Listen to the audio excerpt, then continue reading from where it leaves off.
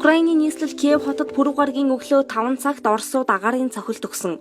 Урдчилсан мэдээгээр пүрэв гарагийн өглөө эхэлсэн халдлагаас хойш Украины 137 цэрэг амиа алдаж 316 цэрэг шархагдсан талаар ерөнхийлөгч Зеленский өнөөдөр мэдэгдлээ. Украиний эрх баригчид Оросууд Украиний удирдлагыг түлхэн унгаж Оросыг дэмжигч засгийн газар байгуулах зорилготой гэж үзэж байгаа юм. Украиний ерөнхийлөгч Владимир Зеленский пүрэв гарагийн орой видео мэдэгдэл хийхдээ дайсны хорлон сүйтгэх бүлэглэлүүд Киевт нэвтэрсэн. Оросуудын дараагийн байн Зеленский миний гэр бүл тэд төрийн тэргүүнийг устгах замаар Украиныг устгахыг хүсэж байна. Украины зэвсэгт хүчин болон бусад цэргийн ангиудын байлдааны болон дайчилгааны бэлэн байдлыг хангах, улсын хамгаалалтыг хангах зорилгоор бүх нийтийн цэргийн дайчилгааг явуулах тушаал өгсөн. Үүний дагуу 18-аас 60 насны эрэгтэй иргэдийг хилээр гаргахыг хориглосон гэлээ. Украиний эрх баригчдын мэдээлж буйгаар Оросууд пүрэв гарагт нийт 203 удаагийн халдлага үйлдсэн бөгөөд бараг бүх нутаг дэвсгэрч тулаан өрнөж байна гэлээ. Мөн Одесса мужид Пуучингийн довтлогооны улмаас 18 хүн, Киевийн ойролцоох Бровари хотод 6,